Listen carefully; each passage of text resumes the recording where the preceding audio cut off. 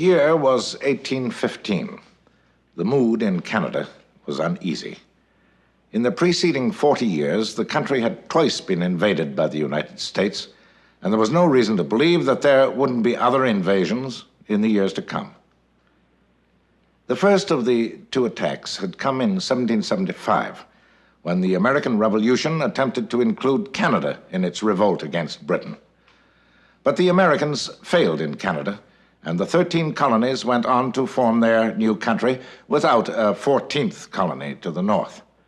Now there were two nations on the map, with what appeared to be a clear-cut boundary as far west as the Mississippi. But the west, the Ohio-Mississippi Triangle, remained a source of friction. The Indians there, friendly to Britain, were hostile to American settlers. And in Washington, the war hawks insisted that the only way to put an end to the trouble was to drive the British out of Canada. They wanted to annex the country to the north once and for all. And there were other grievances against Britain that gave them the excuse. So there was another assault on Canada beginning in 1812. But once again, after 3 dreary years of war, the Americans failed. Now, Canada's hopes for favorable boundary revisions in Maine, at Niagara, and in the West could flicker again. But soon it was the American war hawks who were doing the celebrating.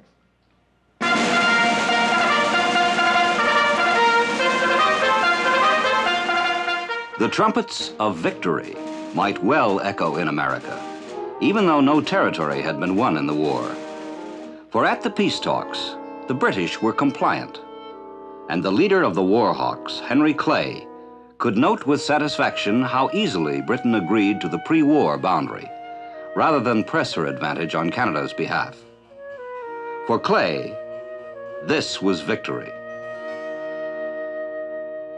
The long struggle for the Ohio-Mississippi Triangle was over. Canada could forget her old dream of keeping the area tied to the St. Lawrence fur trading empire. For the United States, the road to the west was open. Now, in the post-war period, each country could get on with the grand task of occupying its share of the interior. In this enterprise, the United States had a tremendous advantage. For the great mid-continental barrier, the Laurentian Shield, hardly touched its territory. From the Appalachians westward, there was arable land all the way to the Rockies.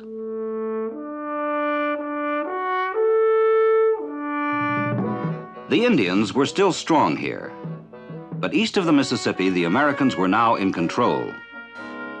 Places like Fort Wayne were jumping-off points for the realization of Henry Clay's American system, a vision in which Eastern agricultural skills would create a prosperous West to provide food and markets for an industrial East. Good communications were essential for the plan, and roads were extended westward. And at inns along the roads, future settlers showed optimism and high spirits.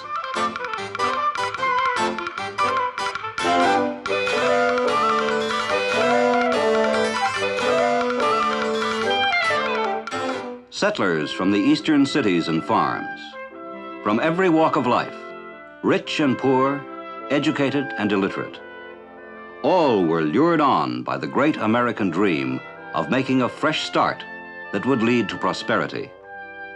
And so a new and settled world arose in the old regions that Canada had coveted, with sites for fast-growing towns of tremendous potential, like Chicago, New Harmony, Indiana, Detroit, long a British outpost, Pittsburgh, on the much-contested Ohio. In the unfolding drama of continental development, Canada cut a far less impressive figure than her neighbor. For one thing, she had only 1/16 the population of the U.S., strung out along the shores of the St. Lawrence and lower lakes. Her metropolis, Montreal, was a modest town with an uncertain economic future. Far smaller still was Upper Canada's capital, York.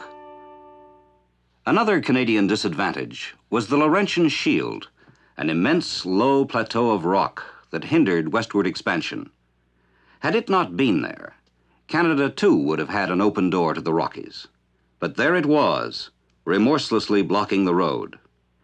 Yet there was an area that did escape the Shield, an area bordering the waters from Lake Ontario to Lake Huron. And here there was growth. Over the next 2 decades, these limited but fertile lands attracted many settlers in both Upper and Lower Canada, and the country grew substantially. But soon enough, the limits were in sight. As in the United States, the homesteaders turned their eyes to the west, though here they saw only the forbidding face of the Shield. 1,000 miles of rock, muskeg, lakes, and rivers before a Canadian could find open land, where the Indian hunters still reigned supreme.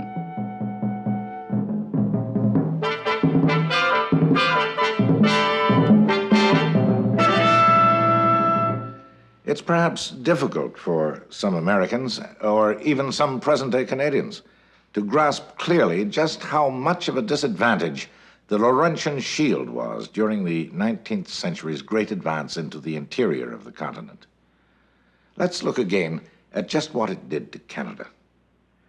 The existence of the Shield eliminated the possibility of agriculture in the whole area parallel to the rich sweep of American states from Indiana to Minnesota. Thus, there could be no equivalent Midwest for Canada. So, for almost half a century after Upper Canada was settled, the only Midwest for Canadians was in the United States. Yet the harsh and forbidding Shield was not useless. Even though it was an impenetrable barrier to the settler, it was for others a familiar home with a unique and well-mastered way of life.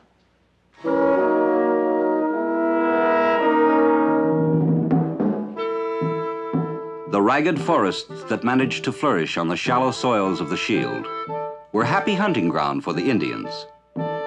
And the prizes they pursued had valuable furs, like the sleek, shimmering otter, the luxurious mink, the wolverine, and above all, the beaver, whose pelt had done so much to build up the trade of Quebec and Montreal. Angrily, the fur merchants of Montreal had watched their operations diminish south of the Great Lakes as the United States consolidated its hold. But taking perseverance as their motto, they had created the Northwest Company in the very year the American Revolution had ended.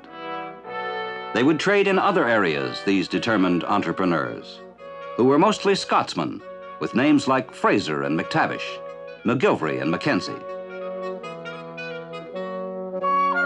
Working for the Scottish traders were French-Canadian voyageurs and coureurs de bois, left behind from the great days of New France.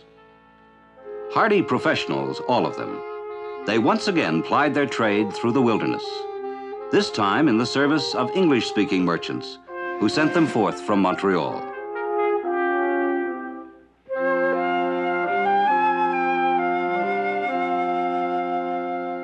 And so, American expansion helped bring about intensified activity on the old French fur trade routes in the north and west. Starting out from Lachine, near Montreal, the voyageurs headed west in their big canoes, their paddles keeping time to the old French songs.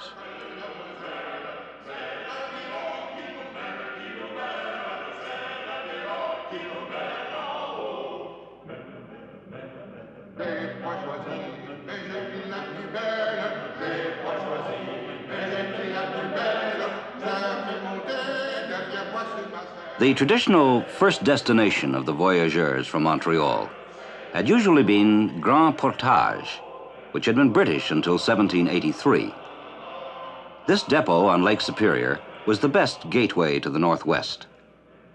After 1783, Grand Portage and the surrounding area had become American, but there was so little American presence there that the Canadian fur traders were able to ignore the boundary and still use Grand Portage as the jumping-off point to their ultimate destination. It was one of several posts that were illegally occupied by Britain. But in 1794, these forts were abandoned under Jay's Treaty. Now Grand Portage was no longer available to the fur men from Montreal, and so a new base had to be created on British soil, Fort William. With furs from the south increasingly denied to Canadian traders, the future would lie north and west of Fort William, and the voyageurs struck out on arduous journeys, 1,000 miles into the interior, over hazardous routes.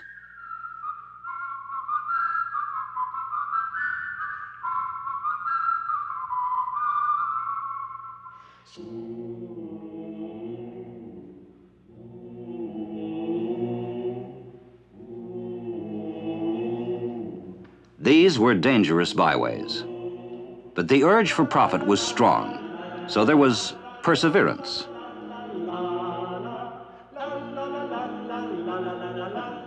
Besides being traders, the men of the Northwest Company were explorers, for the British government had promised them a monopoly in the area if they discovered a river route to the Pacific. And so it was that the first crossing of the Rockies, after one of the most incredible journeys ever recorded, was achieved by a young Nor'wester, Alexander Mackenzie, who became the first man to cross the continent overland, 10 years before his closest American rival. And after gazing out on the waters of the Pacific, Mackenzie proudly recorded his feat for all to see.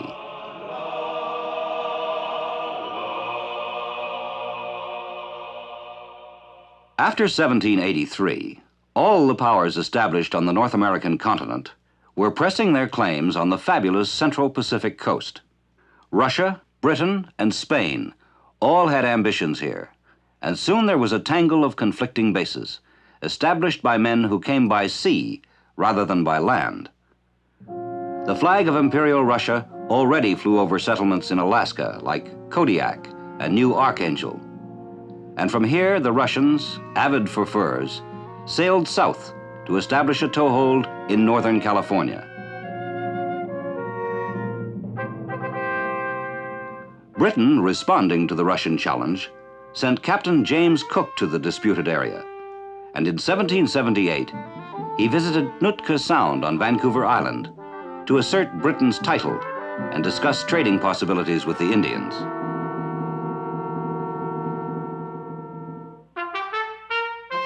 Imperial Spain, though declining in power, was roused by these actions to make provocative claims to the whole northwest coast. And in 1789, these led to a dangerous clash with British traders at Nootka. But the threat of war made the Spanish back down. A few years later, Captain George Vancouver strengthened Britain's position by making the first thorough survey of the coast. And in 1808, Simon Fraser found a river to the Pacific, soon after the discovery of the headwaters of the Columbia by David Thompson. Like the French before them, the Nor'westers were driven westward by Hudson's Bay Company competition to the north and fears of American advances to the south. But when the mouth of the Columbia was reached by David Thompson, he was too late. There was already a fort there with the American flag flying over it. It was July 1811. 6 years earlier, Lewis and Clark had paved the way for the establishment of this fort. The two American explorers had reached the mouth of the Columbia after a trailblazing overland trip. Now the Americans had an active interest here.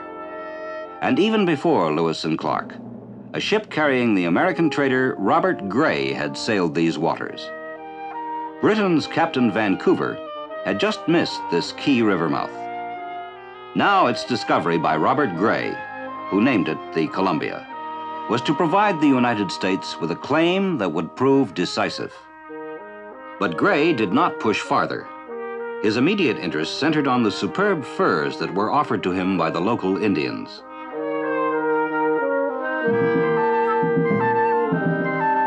These rich pelts soon attracted John Jacob Astor, most ambitious of the American fur traders. Early in 1810, after a long voyage in the Pacific and near disaster, his ship finally entered the mouth of the Columbia, and his men established a permanent post called Astoria.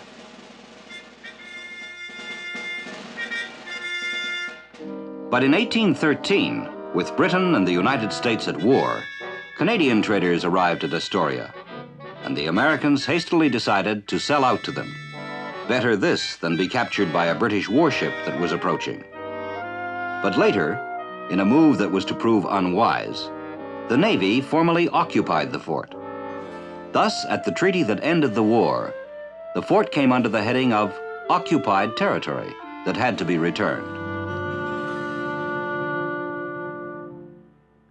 The United States and Britain were now the chief contenders for this Pacific Coast area. Unable to agree, they established a condominium, joint rule in the Oregon country.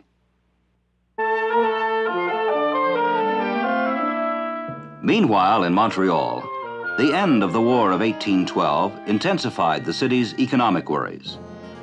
The fur barons had long tried to prevent and then to delay the consolidation of American power south of the Great Lakes.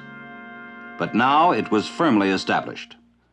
The Ohio-Mississippi Triangle would never again be part of the historic Canadian fur trade. And strategic Michilimackinac, captured by Canadians during the war, was now returned. Never again would it serve Canadian enterprise.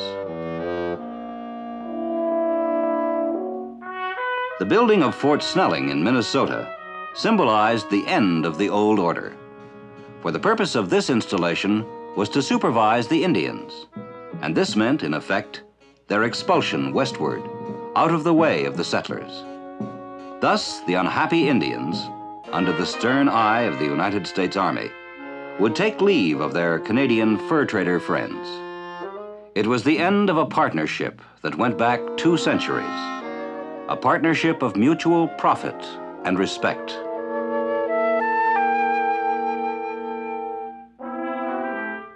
Faced with these losses, the men of the Northwest Company of Montreal were forced to develop to the utmost their alternative sources of furs.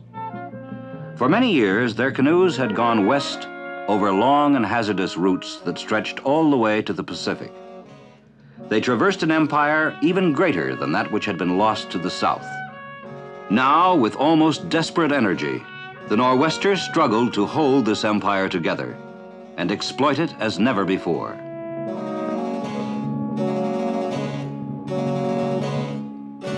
But back in Montreal, the Northwest Company was in financial trouble, and Edward Ellis, a director, was given the job of finding a solution.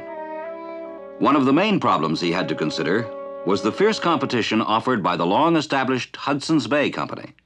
Rivalry sometimes erupted into violence, with raids, thievery, and bloodshed.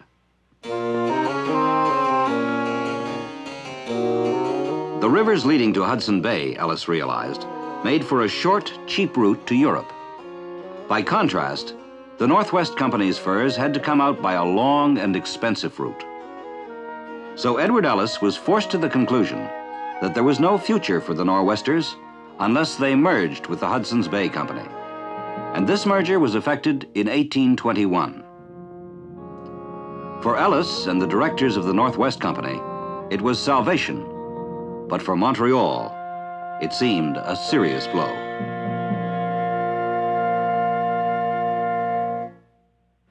Montreal had been largely built on the fur trade, and now, in the words of William McGillivray, the fur trade is forever lost to Canada.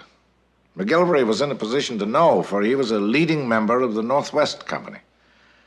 Now it was the Hudson's Bay Company, which was British, not Canadian, that would dominate the trade and rule the West, thanks to its short route to Europe. The Northwest Company was finished. But it will never be forgotten, for it was the first Canadian organization to span the continent. It had staked the limits and traced the links for the transcontinental nation that was to come. But in 1821, in Montreal, this could not be foreseen, for the economic picture was troubled. In Montreal that winter, the business community had once again been reminded of the hazards of being on a map that was constantly being changed by politics and war. During the past 60 years, the city's area of economic influence had fluctuated widely, thanks to edicts from London and conflict with the United States. Ambitions in the Ohio-Mississippi region had been shattered by the War of 1812. And now Hudson Bay was draining away the very lifeblood of Montreal. For Montreal's merchants, the division of Canada into two provinces had made things even more difficult. The new boundary had cut them off from English-speaking Upper Canada, and now they were a political minority, these canny Scots and these well-educated Englishmen who controlled Montreal's commerce. They were vastly outnumbered in Lower Canada by the French Canadians, now 500,000 strong, a people whose slow-paced life along the banks of the St. Lawrence held little appeal for the English. The French-Canadian habitants were small-scale producers whose economic outlook knew little of the complex world of credit and capital. They were true conservatives, with the modest goal of gradually increasing the yield of their land to keep pace with their increasing numbers. Moreover, their church fostered a moral restraint that tended to discourage the accumulation of wealth beyond immediate needs. And the French Canadians looked to the church for their strategy of survival as a people.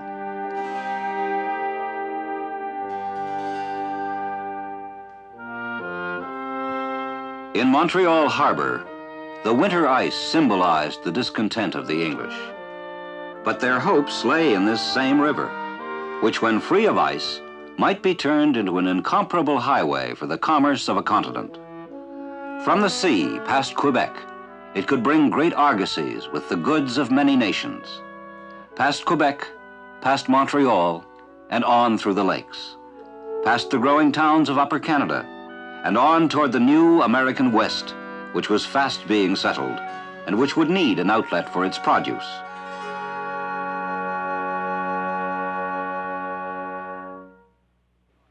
The American West might be closed to exploitation by Canadian fur traders, but could it not still be part of the commercial system of the St. Lawrence?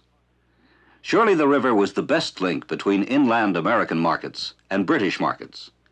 And surely Montreal's halfway position could make it an indispensable middleman. From the growing American Midwest would flow staple exports like lumber, wheat, and flour. These would come to Montreal, where they would be reloaded into larger ships and move on down the river and across to England. In return, from industrial England would come a flow of manufactured goods, again transshipped at Montreal to ports on the Great Lakes. Montreal would be the entrepot, the depot for the distribution centers of the American West. It was a continental vision, embracing both the United States and the new communities emerging from the Canadian forests.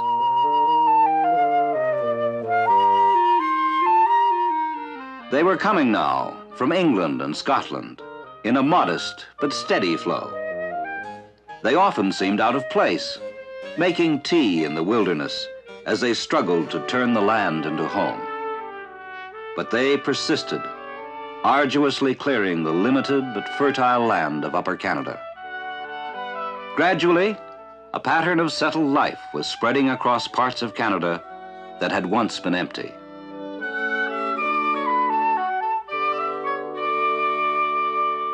They transformed the land with weirs and spillways, taming it as the fur traders before them had never done.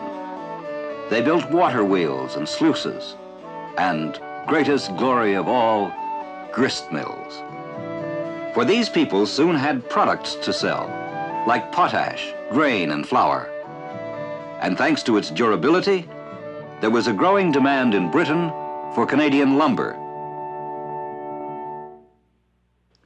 But as for her ambitions to exploit the St. Lawrence route, Canada soon found that the international boundary was a troublesome obstacle.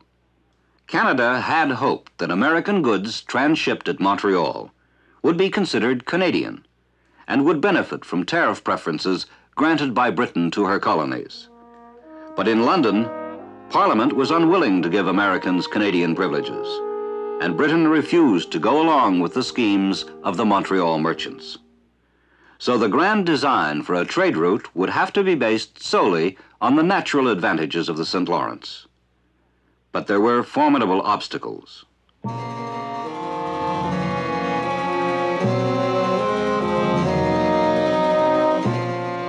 From the churning rapids above Montreal to the awesome plunge at Niagara, the St. Lawrence Great Lakes system offered splendid scenery for the traveler, but costly hindrances to navigation, involving laborious detours by road.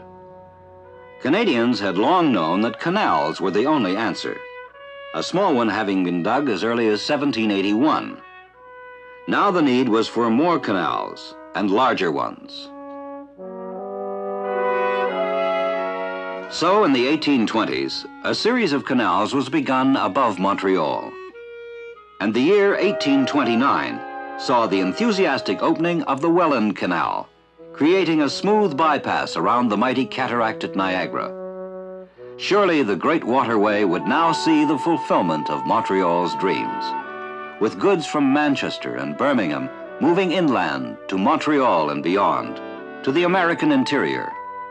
On the way, they would pass American exports heading for Montreal en route to the Atlantic Ocean and markets overseas.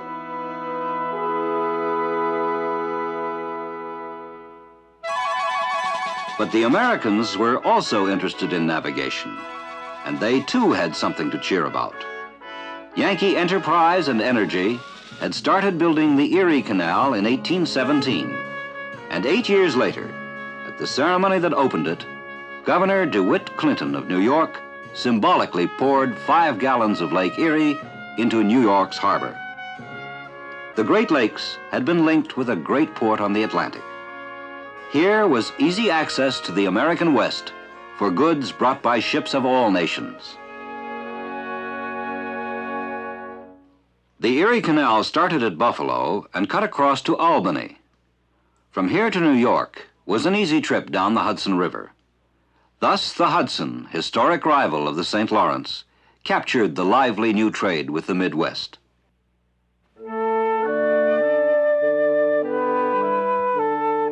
"82 locks were needed to raise the barges almost 600 feet between Albany and Buffalo. The Erie Canal was 373 miles long, but only 4 feet deep in most places. It was destined to touch off an agricultural boom in the American West, and it was the principal route for emigrants heading there.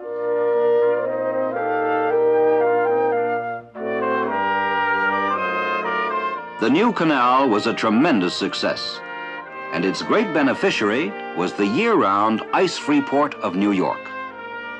Now New York's wharves were crowded with a substantial part of the cargoes that Canadians had confidently expected to attract to the docks of Montreal.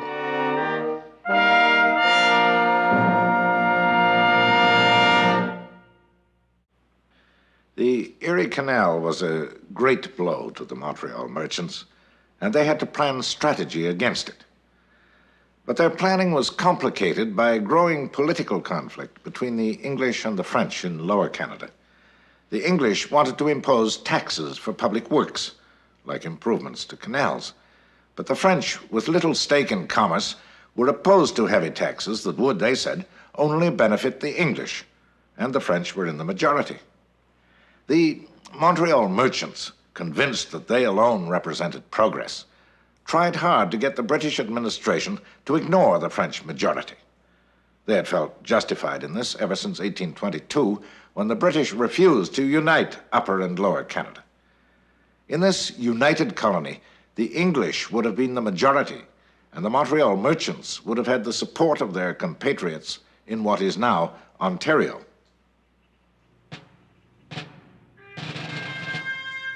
It was in Upper Canada that the great defense against American invasion had been conducted in the War of 1812. The monuments commemorating this war symbolized the triumph of the Loyalist Tory outlook, a system that rested on military power and the British imperial connection. The self-righteousness of this system was reflected in the faces of its leaders, an oligarchy that came to be known as the Family Compact. For these men, the epitome of evil was the popular democracy of the United States. For America, the serpent had raised the hideous banner of armed rebellion, and the indignities that the Tory loyalists had suffered in the American Revolution still rankled in the memories of the rulers of Upper Canada.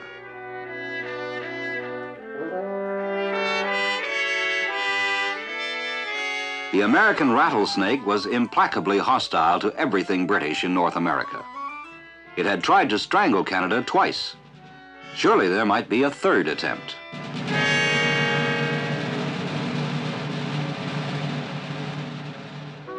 The building of the Rideau Canal in Upper Canada was one manifestation of the fear left behind by the Americans. It was built at Loyalist urging and with British funds, and the elaborate engineering involved meant costs that were astronomical by the standards of the day. And its main purpose was defense against the United States.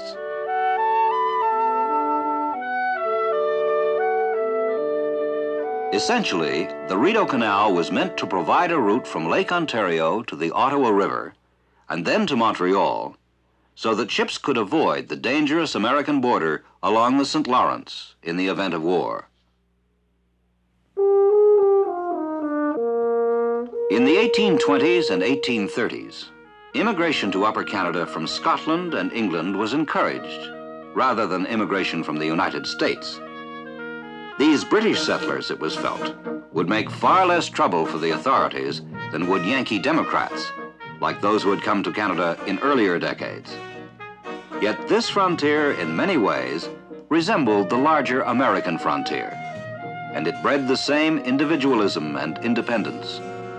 And the desire for democracy found energetic leaders in men like William Lyon Mackenzie and Marshall Spring Bidwell. In Washington, Canada's radicals saw not a devil, but a hero in President Andrew Jackson, champion of the people in the struggle against the dragons of high finance and privilege.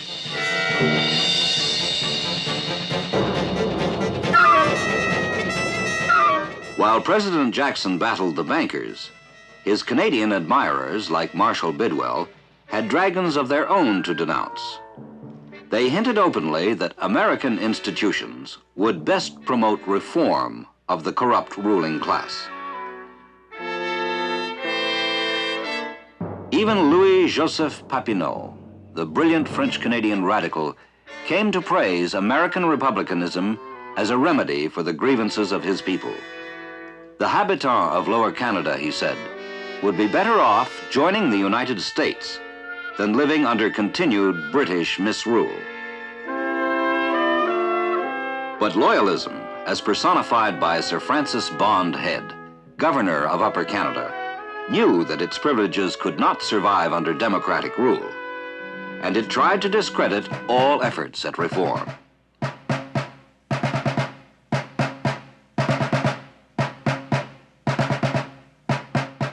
Ruthlessly, loyalist propaganda sought to brand any admiration for American ideas as disloyal and lawless. This at a time when, for many Canadians, democracy was still a dirty word. With this propaganda, the Tories prevailed, and there was no reform. For William Lyon Mackenzie, there was now no choice but rebellion. And in 1837, his badly organized men faced Loyalist forces at Montgomery's Tavern. But they were defeated after a few volleys. But in Lower Canada, the rebellion was more substantial. Here, ill-armed but courageous habitants fought pitched battles against well-trained regulars. But here, too, defeat was inevitable.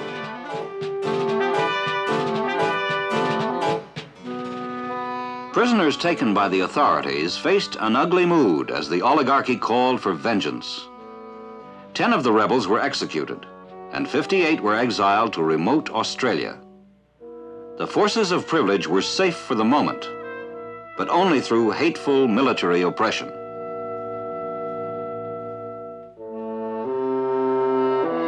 In Upper Canada, rebels pursued by Tory vengeance squads fled across icy Lake Ontario to the United States, cheered on by American admirers waiting on the shore. And in border towns from Vermont to Michigan, the rebels denounced British oppression in Canada in terms that seemed to echo the spirit of 1776. Aroused by this, many Americans were eager to join Mackenzie's Army of Liberation, which was savagely caricatured by the nervous Tories. In Upper Canada, a big price on Mackenzie's head reminded him of the gallows that awaited. But he compounded his sedition by proclaiming a Canadian republic on a little island in the Niagara River. For about a month, Mackenzie and his followers defied the authorities by occupying Navy Island.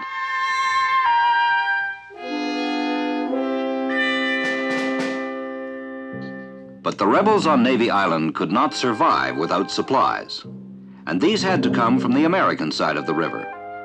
So, on a dark night, early in 1838, the Canadian authorities decided to cut the supply line and send a small armed force out onto the river. They found Mackenzie's supply ship, the Caroline, in American waters, but they boarded her anyway, overwhelmed her crew, set her afire and adrift toward the Great Falls at Niagara. It had been a brief but fateful invasion of the United States.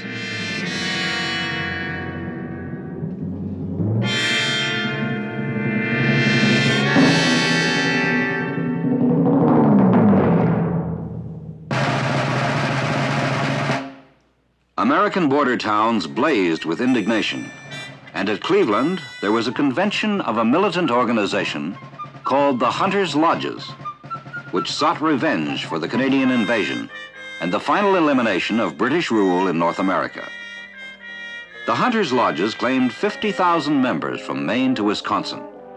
At their Cleveland convention, they proclaimed a Republic of Canada and laid plans for an army of invasion.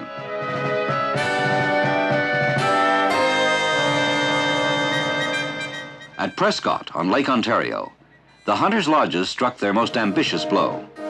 1,000 of these crusaders managed to land there and occupy a windmill. But after a siege of 5 days, the invaders were forced to surrender to British troops.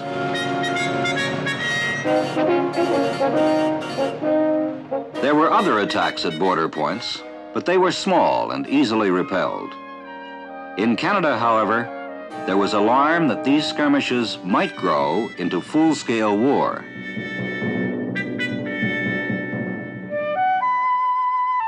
But in Washington, the most influential expansionist forces were at that moment interested not in Canada, but in Texas and California. With American energies needed there, it was time to restrain the hotheads on the Canadian border, and General Winfield Scott was given this job. But whiskey helped warm up the situation again when Alexander MacLeod, a Canadian spy, boozily boasted that it was he who had led the raid on the Caroline, Mackenzie's ill-fated supply ship. MacLeod committed this indiscretion in a tavern on the American side of the border, where he was promptly arrested for the murder of a sailor aboard the ship. So passionate were feelings in New York State that MacLeod had to be protected from would-be lynchers as he awaited trial. From the British Lion came a roar of rage over the MacLeod affair, reflecting Lord Palmerston's imperialist mood as foreign minister. There followed a long and fierce diplomatic uproar, with the Caroline in the background, as congressmen called for vengeance, and the old devil of Anglo-American distrust fanned the flames. The destruction of the Caroline was now furiously defended by the British, while in Washington, it was seen as an act of aggression. But Daniel Webster, Secretary of State, was a restraining influence.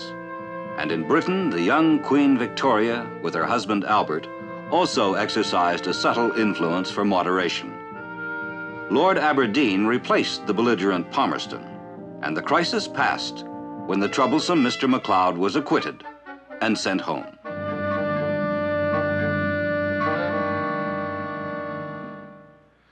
The 3 years following the rebellion in Canada had seen a dangerous deterioration in relations between Britain and the United States. In the reawakening of old hatreds, Englishmen again saw the Americans as boors and blusterers, and the Americans again saw the English as imperialist reactionaries and bullies. Yet those who opposed war managed to prevail. It was even whispered that McLeod's acquittal involved collusion by Washington in the mysterious disappearance of key witnesses. Clearly, there were powerful forces at work on both sides that didn't take war lightly. But before Canada could breathe more easily, the threat of war flared once again, this time over territory at the borderline. By now, clearly marked boundary posts delineated most of the long frontier from Lake of the Woods to the Atlantic, as agreed upon after the American Revolution. But the boundary remained ill-defined between Maine and New Brunswick, with much dispute over vague geographical references in the peace treaty. This richly forested area had once been safely remote, but after 1830, it was increasingly invaded by lumbermen from both Maine and New Brunswick, all eager for profit. With both sides claiming authority, Americans were soon cutting timber in territory claimed by Canada and Canadians in territory claimed by the United States. 12,000 square miles were at stake, with British claims cutting far south of the St. John River and American claims stretching up to within 20 miles of the St. Lawrence.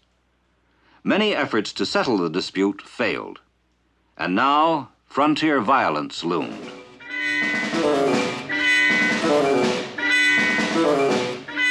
In the winter of 1839, 50 amateur warriors from Maine ended up in a New Brunswick jail.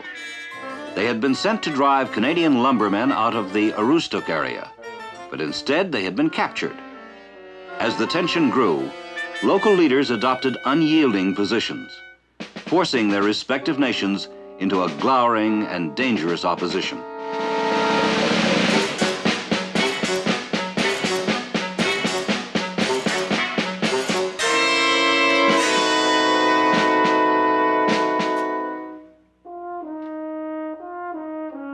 Lord Ashburton, assigned by London to negotiate a settlement, had no illusions that the ambitious claims of New Brunswick could ever be made palatable to the state of Maine. For the British saw Maine as a rambunctious Indian, with an all-or-nothing attitude toward Britannia.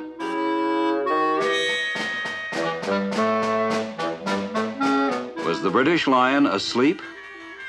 New Brunswick was worried about this, and about Lord Ashburton's abilities.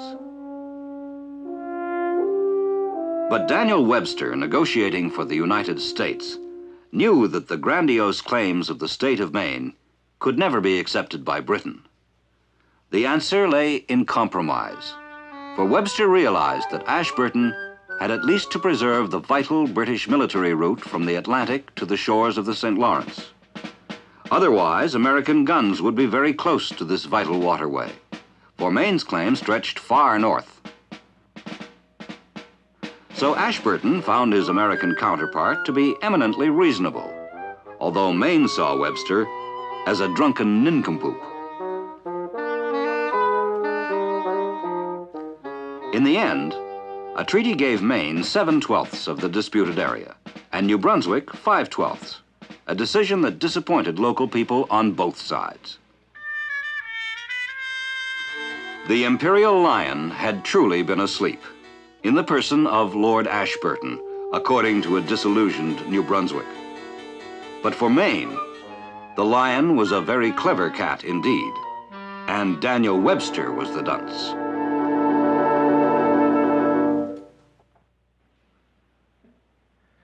Neither Webster nor Ashburton deserved the epithets that were directed at them. Actually, they had both acted in a reasonable and intelligent way. Modern historians feel that New Brunswick may have been lucky to get as much as it did, including a route for a future railway to Lower Canada. As for Webster, the concessions he won included a redefinition of the border at Rouse's Point that put it in American territory. Here in northern New York, the Americans had built a fort, which, thanks to a surveyor's mistake, was found to be a quarter of a mile inside Canada. Thus, rational self-interest and the courage to compromise won out over unreasoning belligerence. But soon there was another and even more dangerous threat, far to the west. Beyond the Rockies, a tangle of rival claims kept the boundary undefined long after other issues of the War of 1812 were settled. Here, the British wanted the Columbia River for the fur trade, but the United States had its eye on Puget Sound with its excellent harbors.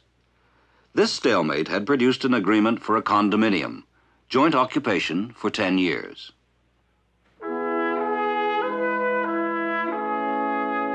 But it was joint occupation in name only, for there were very few Americans in the Oregon country, while Canadians were as busy as ever with the fur trade. And the ambitious plans of Sir George Simpson, governor of the Hudson's Bay Company, kept British commerce dominant.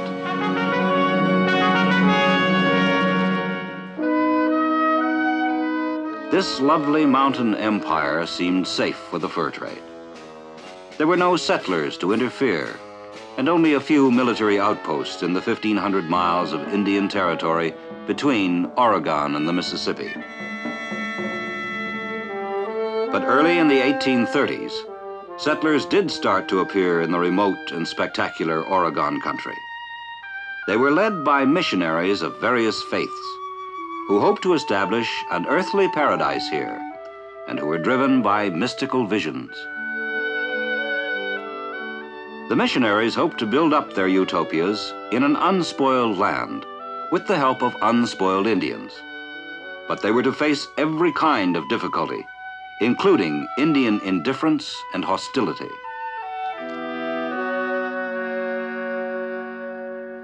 Despite all the difficulties that faced them, the new missionary settlers fell in love with these rich and splendid lands.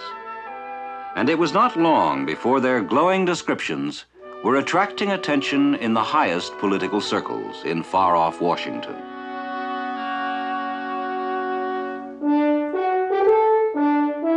At Fort Vancouver, the Hudson's Bay Company had its headquarters for fur trading in the Pacific Coast area. And the chief administrator here, Dr. John McLaughlin, was anything but pleased by the influx of settlers. It had been bad enough to see Astoria return to the Americans after the War of 1812, but now settlement presented an even greater threat to the fur trade. Still, immigrants to Oregon got a grudging welcome from McLaughlin, even credit and supplies, for he believed this to be part of the price of joint British-American rule. But McLaughlin's cooperation was criticized by other Hudson's Bay officials, who argued that the company's traditional opposition to settlement should be maintained at any cost.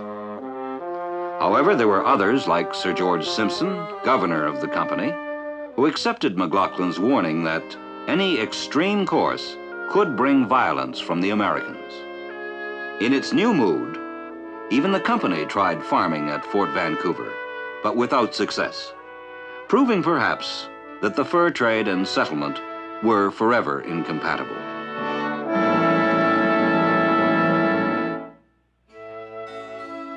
Soon, new waves of American settlers were on the move toward the Oregon country. A trickle became a river, and then a flood. They started out from the Mississippi and the Missouri, and driven by Oregon fever, they ignored promising lands along the way that would not be settled for another 50 years. By the mid-1840s, the first towns were starting to appear in Oregon. But just as McLaughlin had feared, The picturesque valleys of Oregon saw political unrest. As early as 1843, in the Willamette Valley, settlers met to debate their status under joint British-American rule. The settlers, almost all of them Americans, felt that the joint rule was far too British and unsympathetic, so they boldly decided to set up a provisional local government of their own.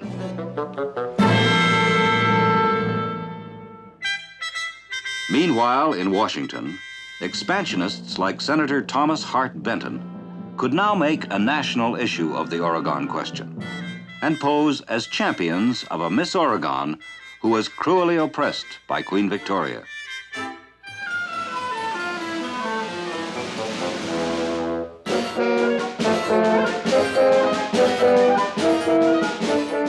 A northern boundary on the map at 54 degrees, 40 minutes of latitude.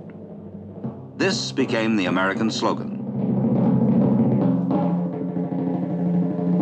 In 1844, this inflammatory slogan helped elect James Polk to the presidency of the United States. Now he had to take action on this issue that so aroused public opinion.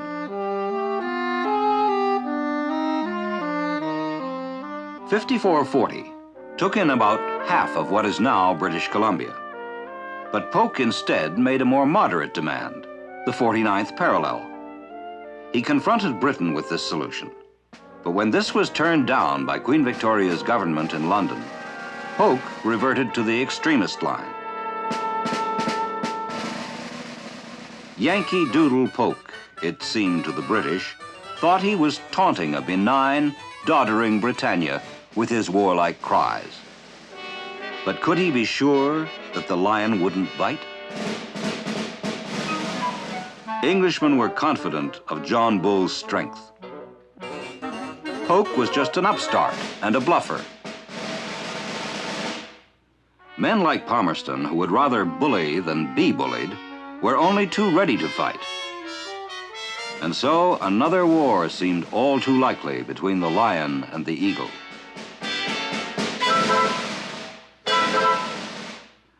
Suddenly, at the height of the crisis, there was compromise. But the U.S. merely abandoned inflated ambitions for the whole area, while Britain gave up well-founded claims to the Columbia River Triangle. President Polk had been a good poker player, for in the end, he got what he had really wanted all along, a boundary from the Rockies to the ocean that followed the 49th parallel. But an important American concession gave all of Vancouver Island to the British. Thus, the Oregon country was finally divided, and with this agreement in 1846, the entire Canadian-American boundary was at last virtually defined. In Canada, the war scare had found military installations far too weak. Had war broken out, the country might well have been lost. And in Washington, too, there were good reasons to avoid war over Oregon. For there was trouble to the south, which had started a decade earlier, when American settlers in the Mexican province of Texas began battling with the Mexican authorities. Massacred at the Alamo, the Americans had found revenge under Sam Houston's leadership, defeating a Mexican army. The settlers had set up a Republic of Texas, which had later been annexed by the U.S. The hope of further expansion through war with Mexico had been on Polk's mind as he listened to cries for action in Oregon.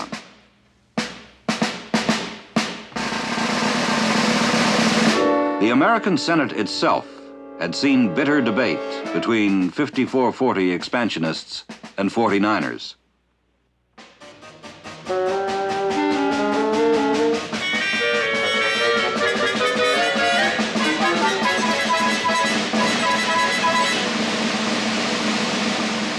But the expansionists in the Senate had not prevailed, and the threat of war receded as Polk managed to win support for the more moderate solution of the 49th parallel.